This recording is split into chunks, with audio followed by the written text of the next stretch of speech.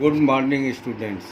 मैं राजकुमार सिंह, शारीरिक शिक्षक, आज आपको हिस्ट्री ऑफ बैडमिंटन के विषय में बताऊंगा। बच्चों, क्रिकेट के बाद बैडमिंटन भारत में सबसे तेज़ी से लोकप्रिय होने वाला खेलों में से एक है। भारत में बैडमिंटन के कई महान एकल खिलाड़ी हुए, लेकिन भारतीय बैडमिंटन को सही मायने में दुनिया के सामने लाने का श्रेय जाता है प्रकाश पादुकोण को, जिन्होंने 1981 के कुआलालंपुर मलेशिया विश्व कप फाइनल में चीन के सुपरस्टार हान जियान को 15 के मुकाबले 0 से हराकर चीनियों के सपनों को ध्वस्त कर दिया था। बाद में श्रेय पुलेला, गोपीचंद और उनकी एकेडमी से निकले साइना नेहवाल, पीवी संधू और किदाम्बी श्रीकांत जैसे खिलाड़ियों को जाता है। हम ये भी जानते हैं, भारत में सबसे ज़्यादा लोकप्रिय खेल क्रिकेट का जन्म इंग्लैंड में हुआ था, लेकिन क्या आप जानते हैं कि आखिर बैडमिंटन का जन्म किस देश में हुआ था? आइए जानते हैं बैडमिंटन के इतिहास के बारे में। बैडमिंटन के इतिहास को खंगालने पर पता चलता है कि बैडमिंटन की शुरुआत 18वीं सदी के मध्य में भारत में हुई थी। भारत में उस वक्त ब्रिटिश मिलिट्री के ऑफिसर्स के बीच ये खेल काफ़ी लोकप्रिय था। ब्रिटिश छावनी के शहर पूना में यह खेल खास तौर पर लोकप्रिय था, इसलिए उस वक्त इस खेल को पूना अथवा पुनाई के नाम से भी जाना जाता था। ऐसे में कह सकते हैं कि बैडमिंटन का जन्म भारत में हुआ। हालांकि उस वक्त बैडमिंटन शटलकॉक की जगह बॉल से खेला जाता था, जो ऊन के गोले से बना होता था।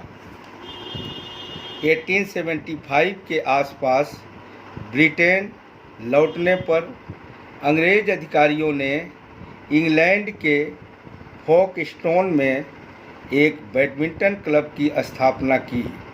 साल 1887 तक इस खेल को पूना के नियमों के तहत खेला जाता था, लेकिन बाद में बाथ बैडमिंटन क्लब के JHE हार्ट ने बैडमिंटन नियम बनाए।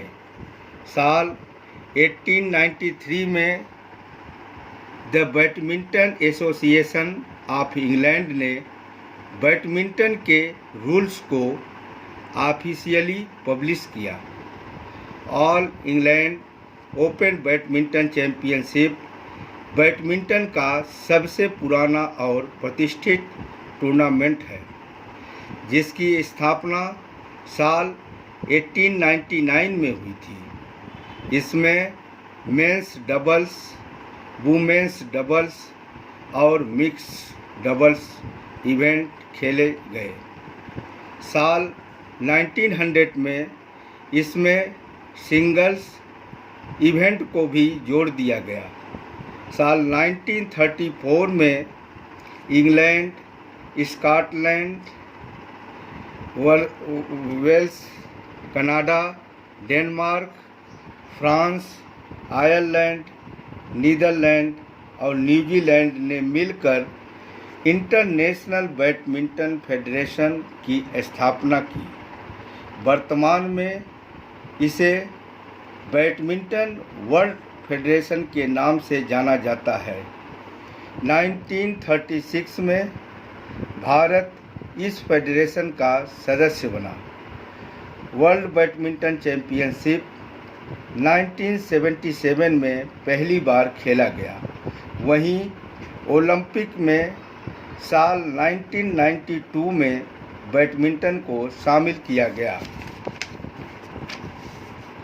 बैडमिंटन के प्रमोशन के लिए BWF ने साल 2007 में बैडमिंटन सुपर सीरीज की शुरुआत की।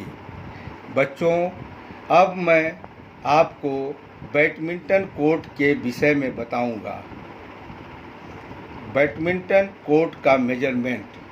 बच्चों, बैडमिंटन कोर्ट का लेंथ 44 फीट होता है और ब्रेथ सिंगल्स का 17 फीट और डबल्स का 20 फीट होता है।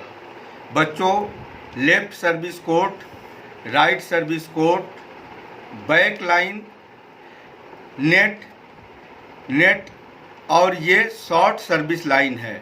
अगर सर्विस करते समय शॉर्ट सर्विस लाइन में शटल कॉर्क गिरता है तो वो फॉल्ट माना जाता है।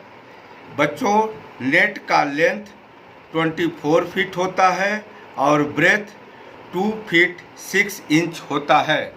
बच्चों, अब मैं आपको बैडमिंटन में ऑफिशियल्स के विषय में बताने जा रहा हूँ। बैडमिंटन में ऑफिशियल्स 1 रेफरी, 1 एम्पायर, 1 स्कोरर और 2 लाइनमैन होते हैं। टोटल नंबर ऑफ ऑफिशियल्स 5 होते हैं। Number of players. बैडमिंटन में नंबर ऑफ प्लेयर्स सिंगल में 1 और डबल्स में 2 प्लेयर होते हैं, लेकिन टोटल नंबर ऑफ प्लेयर्स 5 होते हैं।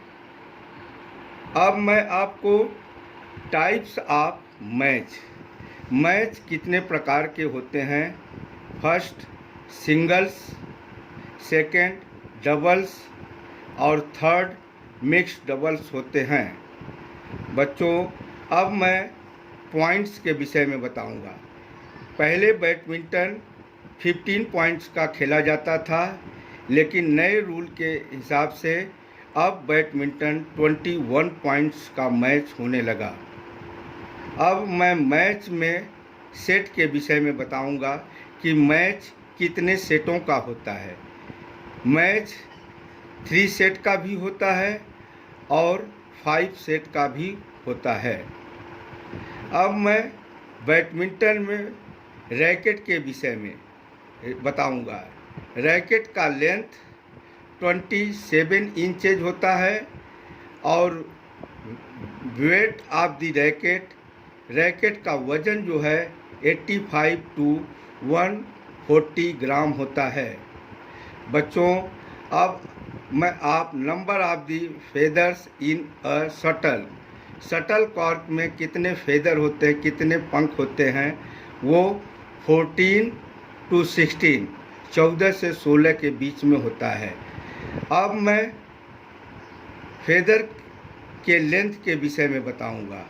जो फेदर का लेंथ कॉर्क का होता है वो 2.5 इंच होता है। अब मैं बच्चों आपको यहीं पे ये वीडियो समाप्त करके एक गेम का वीडियो भेज रहा हूँ, जिसे आप लोग देख लेंगे और फिर उसी के आधार पर आपसे प्रश्न पूछे जाएंगे।